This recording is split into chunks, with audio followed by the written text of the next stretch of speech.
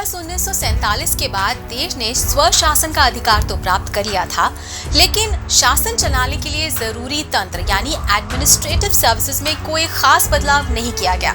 हालांकि इस व्यवस्था में सुधार भी होते रहे हैं, लेकिन वो ज्यादातर तत्कालीन कारणों से किए गए थे और यही कारण है कि अंग्रेजों द्वारा स्थापित प्रशासनिक व्यवस्था के कई बॉटलनेक्स वर्तमान व्यवस्था में भी दिखाई पड़ते हैं।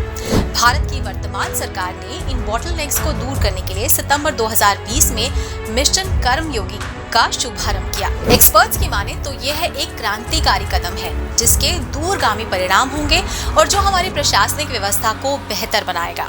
तो आज के वीडियो में हम आपको बताएंगे कि मिशन कर्मयोगी से सिविल सेवा में क्या बदलाव आने वाले हैं। नमस्कार, स्वागत है आपका प्रभात एग्जाम के YouTube चैनल पर। एक ऐसा प्लेटफॉर्म है जहां आपको मिलती हैं सभी कम्पिटिटिव एग्जाम से जुड़ी महत्वपूर्ण जानकारियां जो आपको किसी भी एग्जाम में सफल होने में काफी मदद कर सकती हैं।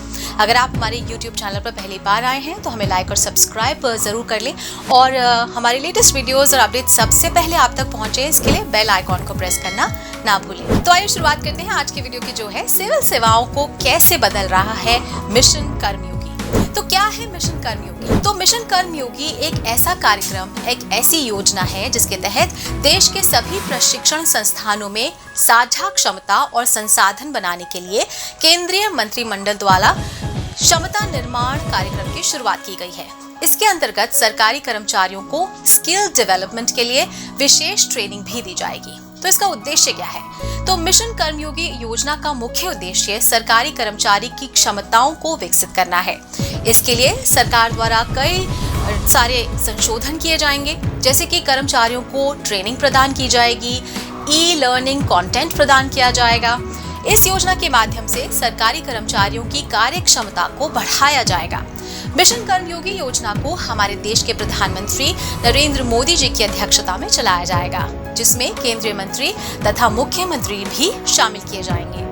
इसी के साथ प्रधानमंत्री के सार्वजनिक मानव संसाधन परिषद, क्षमता निर्माण आयोग, ऑनलाइन परीक्षण के लिए IGOT तकनीकी मंच, स्पेशल पर्पस व्हीकल तथा कैबिनेट सचिव की अध्यक्षता वाली सामान्य इकाई भी शामिल की गई है। तो अब आप पूछेंगे कि IGOT प्लेटफॉर्म क्या है?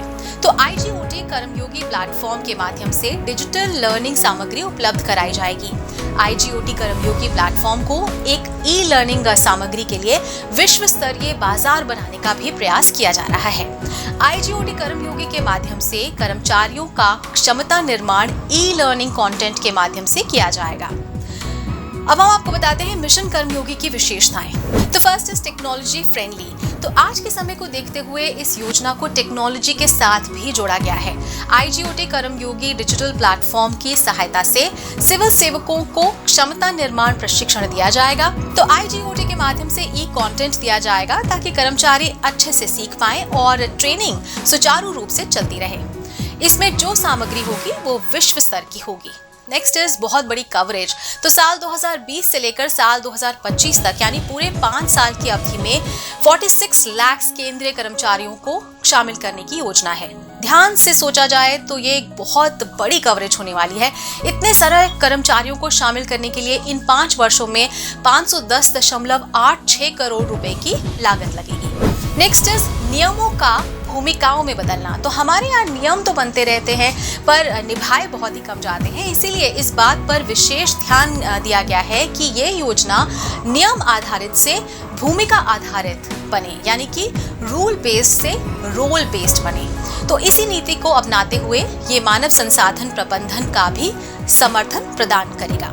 इसके पदों की जरूरत को देखते हुए एक अधिकारी की कुशलता को मिलाया जाता है और फिर कार्यों को बांटा जाएगा।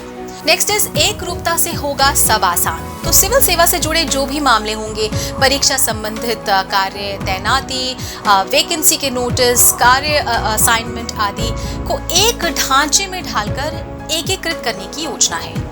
तो कैसे होंगे बदलाव? तो सबसे पहले तो कर्मयोगी भारत को प्रभावी तरीके से चलाने के लिए एक स्पेशल पर्पस व्हील को गैर लाभकारी कंपनी के रूप में स्थापित करने का विचार है, जिसे कंपनी अधिनियम 2013 की धारा 8 के तहत सरकारी स्वामित्व वाली इकाई के रूप में स्थापित किया जाएगा। स्पेशल पर्पस व्हील से मेड इन इंडिया प्लेटफॉर्म को बढ़ावा मिलेगा। साथ ही डिजिटल प्लेटफॉर्म को भी नए तरीके से डिजाइन और इम्प्लीमेंट किया जा सकेगा और फीडबैक असेसमेंट भी होगा। साथ ही साथ एक 3 सदस्यीय टास्क फोर्स का भी गठन किया जाएगा जो ये निरीक्षण करेगी कि कार्य सही तरीके से हो रहा है या नहीं हो रहा, जिस उद्देश्य और मिशन के साथ ये योजना शुरू हुई है उसी के साथ चल रही है या फिर नहीं। तो दोस्तों, किसी भी राष्ट्र की उन्नति के लिए ये आवश्यक है कि समय की मांग के अनुसार उसके प्राइम मूवर्स में सुधार होते रहें, अन्यथा व्यवस्था जो होती है ना वो जड़ हो जाती है और एक जड़ व्यवस्था किसी भी राष्ट्र की उन्नति नहीं कर सकती। यही कारण है कि मिशन कर्मयोगी को लोग एक गेम चेंजर के रूप में देख रहे हैं। तो दोस्तों, अगर आपको हमारा ये वीडियो पसंद आया हो तो अपने फ्रेंड्स के साथ भी इसे जरूर शेयर कर लें और अगर आपके पास हमारे लिए कोई सवाल है, सजेशन है तो कमेंट बॉक्स में लिखकर हमें जरूर बता दें। तो जल्दी आपसे फिर मुलाकात होगी एक नए टॉपिक पर एक नए वीडियो के साथ। देखते रहिए प्रभात एग्जाम। नमस्कार।